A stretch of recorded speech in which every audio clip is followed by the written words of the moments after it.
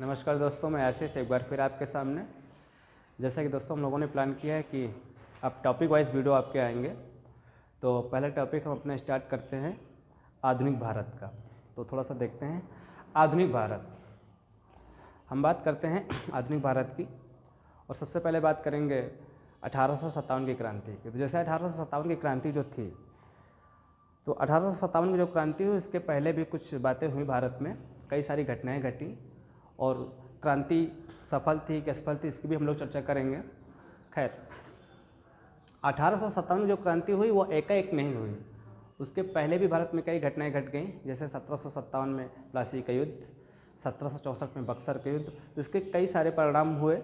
और परिणाम होने के बाद जब ये क्रांति जब होती है 1857 की, इसके दूरगामी भी परिणाम हुए।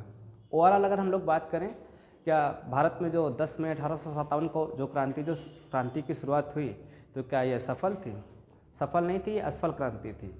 उस समय तो ये असफल थी, लेकिन इसके दूरगामी परिणाम हुए, और इस क्रांति में हर वर्ग ने बढ़ चढ़ करके हिस्सा लिया। कई इतिहासकारों ने इसको सैनिक विद्रोह बताया है, कई इतिहासकारों ने इसे राष्ट्रीय विद्रोह बताया है। जैसे अशोक मेहता ने अपनी पुस्तक द ग्रेट रिबेलियन में इसे महान विद्रोह कहा है। वी.डी. सावरकर ने इसे भारत का प्रथम स्वतंत्रता संग्राम कहा है। तो अलग अलग इतिहासकारों ने अलग अलग इसके विषय में बातें बताई हैं। कुछ बातें समझते हैं और देखते चलते हैं 1857 की क्रांति के विषय में।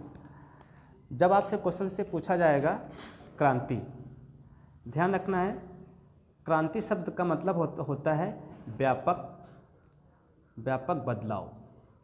क्रांति का मतलब होता है व्यापक बदलाव। दूसरा जो टर्म यूज होता है विद्रोह का। जब विद्रोह शब्द की जब बात आएगी, इसका मतलब होता है हिंसा। विद्रोह शब्द का मतलब होता है हिंसा। और फिर जब हम बात करेंगे आंदोलन की, किसकी बात करेंगे? आंदोलन की बात करेंगे। हम बात करेंगे आंदोलन की, तो इसका मतलब होता है सुधार। ये तीनों टर्म अलग अलग हैं। जब वो क्रांति की बात करेगा तो इसका मतलब होता है व्यापक तौर पे बदलाव, विद्रोह का मतलब होता है हिंसा, और आंदोलन का मतलब होता है सुधार। यहाँ पे इन तीनों शब्दों का एक अपना अलग महत्व है। खैर, हम बात करेंगे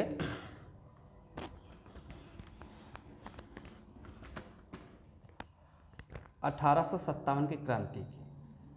हम लोग बात करेंगे 1857 की क्रांति की। ये क्रांति कोई एकाएक अचानक नहीं हो गई। जैसे कि हमने बताया कि 1757 में प्लासी का युद्ध, 1764 में बक्सर का युद्ध। धीरे धीरे भारत में अंग्रेज़ों के प्रति असंतोष बढ़ा, और ऐसा ये माना जाता है कि जब आप किसी का ज़्यादा शोषण करेंगे, अंग्रेज़ों ने भारत के सभी वर्ग का एक्सप्लॉयटेशन किया, हर वर्ग का शोषण किया। हर वर्ग जब शोषित हो गया भारत में, तो उस वर्ग में हम लोग मतलब बात करते हैं व्यापारी वर्ग। अगर हम लोग बात करें जनजातियाँ, रजवाड़े, हर वर्ग ने महिलाएं,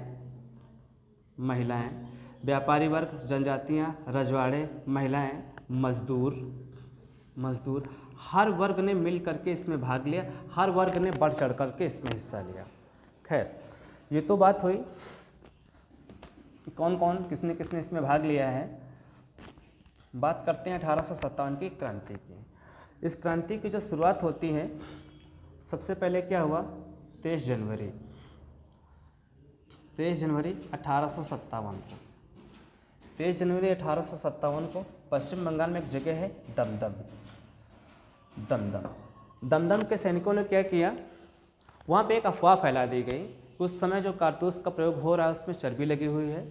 तो 23 जनवरी 1857 को दमदम के सैनिकों ने चर्बी लगे कारतूसों का प्रयोग करने से मना कर दिया। एक तो घटना ये घटती है।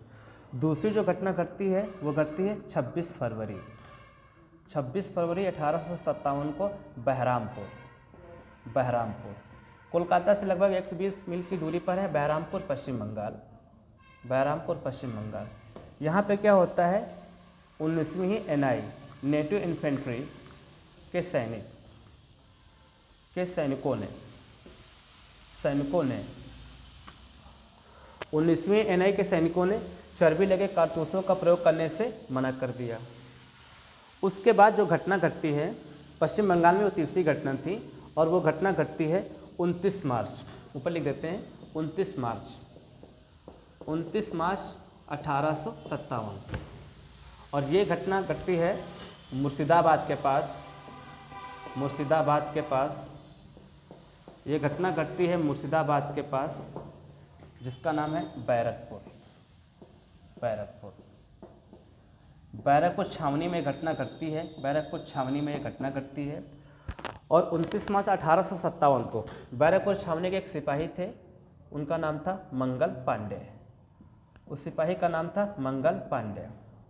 आपको बता दें कि मंगल पांडे तत्कालीन गाजीपुर, अब बलिया, यानी अब उनका जो गांव है वो बलिया ज़िले में है। तो ये बात आपको ध्यान रखना है कि 29 मार्च 1857 को बैरकपुर छावनी पश्चिम बंगाल जो मुर्शिदाबाद के पास है, मंगल पांडे और मंगल पांडे जो सिपाही थे वो 34 यानी 34वीं NI नेटिव इन्फेंट्री के सिपाही थे मंगल पांडे। उन्होंने क्या किया मंगल पांडे ने कि 2 अंग्रेज अधिकारी, एक का नाम था लेफ्टिनेंट बाग और दूसरा जो अंग्रेज अधिकारी था उसका नाम था सर्जेंट ह्यूरसन। इन दोनों को गोली मार दी, लेकिन उसमें क्या होता है, लेफ्टिनेंट बाग की मृत्यु हो गई, सर्जेंट ह्यूरसन बच गया। जैसे ही सर्जेंट ह्यूरसन बचता है तो होता क्या है, उसके बाद क्या होता है, मंगल पांडे को 8 अप्रैल 1857 ईस्वी को फांसी दे दी जाती है, यानी मंगल पांडे को फांसी पर चढ़ा दिया जाता है। 29 मार्च 1857 को बैरकपुर छावनी में मंगल पांडे ने जो 34वीं NI के सिपाही थे, उन्होंने लेफ्टिनेंट बाग और सर्जेंट ह्यूरसन को गोली मारी। लेकिन होता क्या है कि लेफ्टिनेंट बाग की मृत्यु हो गई, ह्यूरसन बच जाता है और उसी उसमें जो है मंगल पांडे का कोर्ट मार्शल होता है। और कोर्ट मार्शल होने के बाद 8 अप्रैल 1857 को मंगल पांडे को फांसी दे दी जाती है। ये घटना धीरे धीरे पूरे भारत में फैली और ये घटना, इसका सबसे पहले जो असर हुआ, इसका जो सबसे पहला जो असर हुआ वो होता है 24 अप्रैल 1857 को। और ये न्यूज़ पहुंचती है मेरठ, उत्तर प्रदेश का एक ज़िला है मेरठ, ये वहाँ पहुंचती है। तो वहाँ पे क्या होता है कि देसी घुड़सवार जो सैनिक होते हैं, वो विद्रोह कर देते हैं। जब ये विद्रोह करते हैं, विद्रोह में होता क्या है, इसको ध्यान दीजिएगा थोड़ा सा।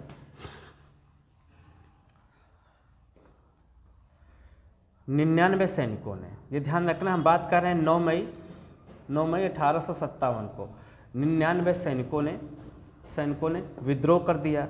जैसे 99 सैनिकों ने विद्रोह किया तो विद्रोह करने के बाद होता क्या है कि उसमें से 85 सैनिकों को कड़ी सज़ा दी गई। 85 सैनिकों को कड़ी सज़ा दी गई। अब उसमें होता क्या है, कड़ी सज़ा दी गई। अब उसमें होता क्या है कि अगले ही दिन यानी 10 मई, ध्यान रखना है 10 मई 1857 को होता क्या है कि 10 मई 1857 को, यानी 9 मई के बाद अगले ही दिन 10 मई 1857 को हम बात करते हैं 10 मई 1857 को। 10 मई 1857 को पैदल जो घुड़सवार सेना और विद्रोही घुड़सवार सेना और विद्रोही दिल्ली की ओर कूच करते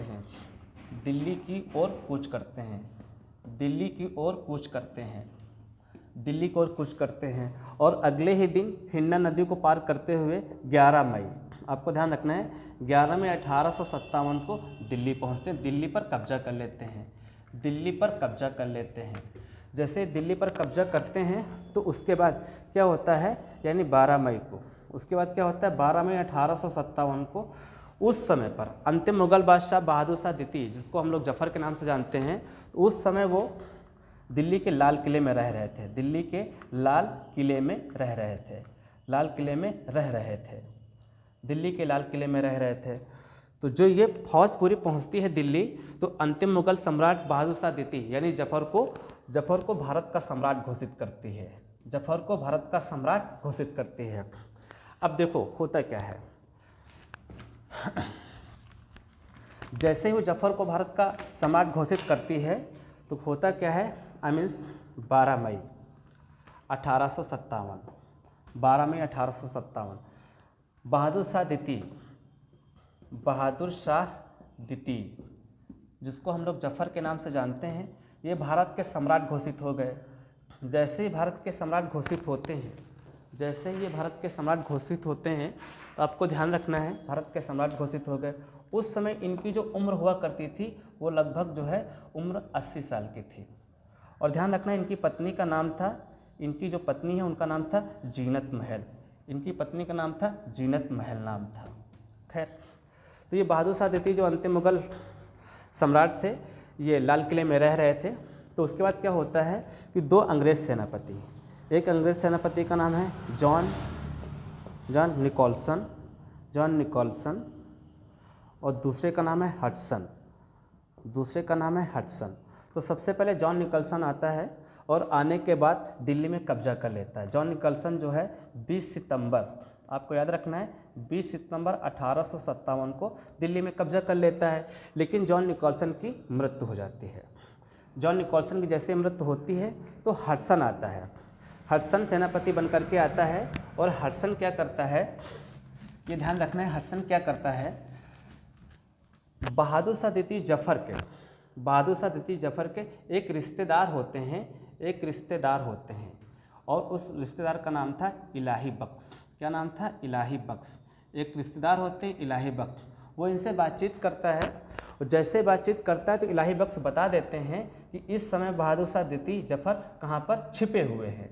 तो आपको ध्यान रखना है, जब भी आपसे अगर क्वेश्चन पूछा जाएगा कि बहादुर शाह द्वितीय जफ़र कहाँ पर रहते थे, तो आपको बताना है दिल्ली के लाल किले में रहते थे। लेकिन जैसे दिल्ली में विद्रोह शुरू हुआ तो आपको ध्यान रखना है, जैसे दिल्ली में विद्रोह शुरू हुआ तो बहादुर शाह द्वितीय जो जफ़र हैं ये छिप जाते हैं हुमायूं के मकबरे में, ये छिप जाते हैं हुमायूं के मकबरे में छिप जाते हैं, हुमायूं के मकबरे में छिप जाते हैं, हुमायूं के मकबरे में छिप जाते हैं। तो अगर आपसे क्वेश्चन पूछता है कि हडसन ने बहादुर शाह द्वितीय जफ़र को कहाँ से गिरफ्तार किया, तो आपको बताना हुमायूं के मकबरे से। यहाँ पे एक ध्यान देने वाली बात यह है, आपको ध्यान रखना, चूँकि सम्राट जो थे वो 80 साल के थे। अगर आपसे क्वेश्चन से ये कह दें कि दिल्ली में सैन्य शक्ति, वास्तविक सैन्य शक्ति किसके हाथों में थी, तो आपको आंसर बताना है बख्त खां के हाथों में थी। बख्त खां के हाथों में थी। क्यों थी? क्योंकि सम्राट तो बहुत बूढ़े हो चुके थे, उनकी उम्र लगभग 80 साल की थी और जो सैन्य शक्ति का जो पूरा दारोमदार था वो बख्त खां के हाथों में था। तो बहादुर शाह द्वितीय जफ़र की तरफ से दिल्ली में अंग्रेजों से कौन लड़ रहा था, तो आपको बताना है बख्त खां लड़ रहे थे। लेकिन होता क्या है कि हडसन जो है बहादुर शाह द्वितीय जफ़र को हुमायूं के मकबरे से गिरफ्तार करता है और इनकी पत्नी समेत यानी जीनत महल और बहादुर शाह द्वितीय जफ़र को रंगून भेज देते हैं। रंगून जो म्यांमार में, आपको ध्यान रखना है, रंगून जो म्यांमार में है, रंगून भेज दिया जाता है। बाद में क्या होता है, बहादुर शाह द्वितीय जफ़र की 7 नवंबर 1862 ईस्वी को रंगून में इनकी मृत्यु हो गई। तो अगर आपसे क्वेश्चन पूछा जाएगा कि जिस समय 1857 की क्रांति शुरू हुई, अगर हम आपसे बात करें कि जिस समय 1857 की क्रांति शुरू हुई, क्वेश्चन रिपीट करके बोलते हैं आपको, अगर हम क्वेश्चन से ये कह दें कि जिस समय 1857 की क्रांति शुरू हुई उस समय इंग्लैंड का प्रधानमंत्री कौन था, तो आपको बताना है पाल्मस्टन था। अगर क्वेश्चन पूछा जाएगा कि जिस समय 1857 की क्रांति शुरू हुई उसमें भारत का गवर्नर जनरल कौन है, तो आपको आंसर देना है लॉर्ड कर्निंग है। अगर क्वेश्चन पूछा जाएगा जिस समय 1857 की क्रांति का विद्रोह शुरू हुआ, तो आपको ध्यान रखना है अंतिम मुगल बादशाह कौन था, तो आपको बताना है बहादुर शाह द्वितीय जो जफ़र के नाम से फेमस है। कहाँ पर रह रहे थे? दिल्ली में रह रहे थे। दिल्ली में कहाँ पर रह रहे थे? लाल किले में रह रहे थे। अगर क्वेश्चन पूछा जाएगा बहादुर शाह द्वितीय जफ़र को जो है कहाँ से गिरफ्तार किया गया था, हुमायूं के मकबरे से गिरफ्तार किया गया था। कहाँ, किसने किया था? हडसन ने गिरफ्तार किया था। गिरफ्तार करने के बाद इनको कहाँ भेज दिया गया था? रंगून, पुराना नाम रंगून, कहाँ पर? म्यांमार में भेज दिया गया था। कौन कौन गया था? तो बहादुर शाह द्वितीय जफ़र भी गए थे और इनकी पत्नी कौन गई थी? जीनत महल गई थी। बाद में क्या होता है कि 7 नवंबर 1862 को रंगून में बहादुर शाह द्वितीय जफ़र की क्या हो जाती है? मृत्यु हो जाती है। अगर आपसे क्वेश्चन पूछता है कि दिल्ली में वास्तविक सैन्य शक्ति किसके हाथों में थी, तो आपको बताना बख्त खां के हाथों में थी। अगर आपसे क्वेश्चन पूछता है कि बहादुर शाह की पत्नी का क्या नाम था, जीनत महल नाम था। ठीक है। अगर आपसे क्वेश्चन ये पूछ ले कि जिस समय दिल्ली में जिस समय दिल्ली में 1857 की क्रांति फैली, जिस समय दिल्ली में 1857 की क्रांति हुई, तो उस समय अंग्रेज अधिकारी कौन थे? तो जो पहला था उसका नाम था जॉन निकल्सन। इसकी मृत्यु हो जाती है। मृत्यु के बाद फिर कौन आता है? हडसन आता है। हडसन पूरी तरीके से कमान संभालता है। तो इस प्रकार हम लोग कह सकते हैं कि अंग्रेज जो थे वो दिल्ली में क्रांति को दबाने में सफल हुए। एक क्वेश्चन आपको और बता दें कि बहादुर शाह द्वितीय जफर के दरबार में, बहादुर शाह द्वितीय जफर के दरबार में एक शायर रहता था, एक शायर रहते थे और उनका नाम था मिर्ज़ा गालिब। ध्यान रखना है, मिर्ज़ा गालिब। अगर आपसे क्वेश्चन ये कहते हैं मिर्ज़ा गालिब, मिर्ज़ा गालिब का वास्तविक नाम असदुल्ला खां है। क्या नाम है? असदुल्ला खां। अगर क्वेश्चन पूछा जाएगा मिर्ज़ा गालिब का वास्तविक नाम क्या है? असदुल्ला खां है।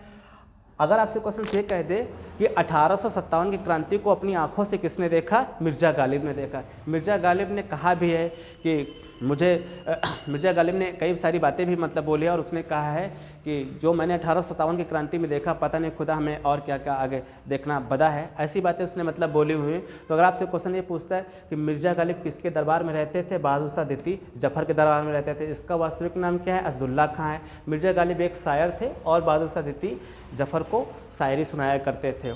ये कुछ बातें हैं। फिर क्या होता है? ये तो दिल्ली का पूरा प्रोसीजर हुआ। फिर हम बात करते हैं 4 जून। आपको ध्यान रखना है 4 जून 1857। 4 जून 1857 को क्रांति का जो दूसरा स्टेप जो हुआ, क्रांति का जो दूसरा स्टेप होता है वो होता है लखनऊ में। तो इसकी चर्चा हम आगे करेंगे। ये क्लास आपको अगले वीडियो में मिलेगी। तब तक के लिए जय हिंद।